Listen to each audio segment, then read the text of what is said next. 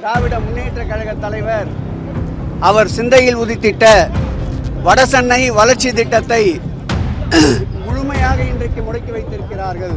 இவை அனைத்தும் மக்கள் வளர்ச்சிக்கான திட்டங்கள் என்பதால் இந்த ஆட்சியாளர்கள் அந்த பணியை தொடர வேண்டும் என்று இந்த நேரத்தில் வேண்டுகோள் வைக்கிறேன். மக்கள் அனைத்தையும் உன்னிப்பாக கவனித்துக் கொண்டிருக்கின்றார்கள். கல்வெட்டுகளை வேண்டுமென்றால் அகற்றலாம்.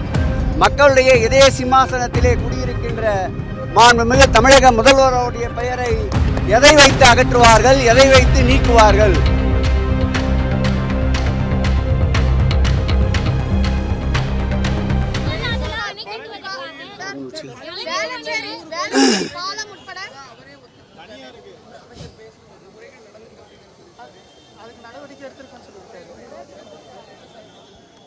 அந்த துறையில் நடைபெறுகின்ற அனைத்து விரும்பத்தகாத நிகழ்வுகளையும் சட்டமன்றத்தினுடைய மானிய கோரிக்கைகளே தெளிவாக எடுத்துரைப்போம். 100 நாள் கணக்கென்று வைத்திருக்கின்றோம்.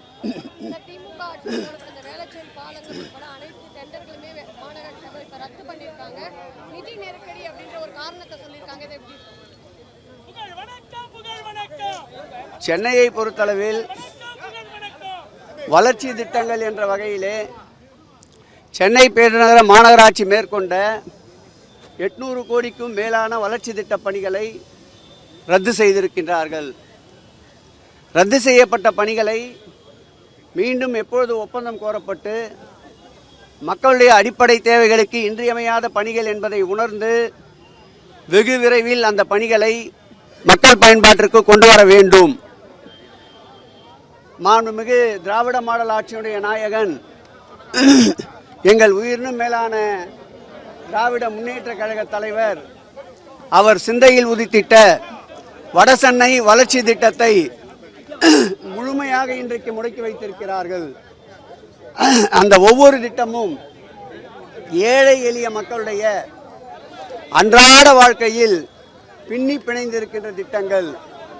அந்த திட்டங்களையும் நிதி நெருக்கடி என்று காரணம் காட்டி கடந்த ஆட்சி காலத்தில் கொண்டு வரப்பட்ட திட்டங்கள் மாண்புமிகு திராவிட முன்னேற்ற கழகத்துடைய தலைவரின் புகழுக்கு புகழ் சேர்க்கும் என்ற காரணத்தால் நூலகங்கள், படைப்பகங்கள், விளையாட்டு மைதானங்கள், விளையாட்டு கூடங்கள், பூங்காக்கள், அதேபோல் கழிவுநீரேற்று நிலையங்கள், அதேபோல் தடையின்றி வழங்கப்பட இருக்கின்ற மின்சாரங்கள், இப்படிப்பட்ட பணிகளுக்கு இன்றைக்கு தடைகள் ஏற்படுத்தியிருக்கின்றார்கள்.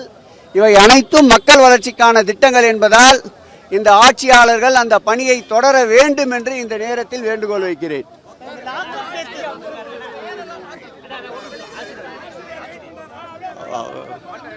வெயில் அடிக்குதப்பா.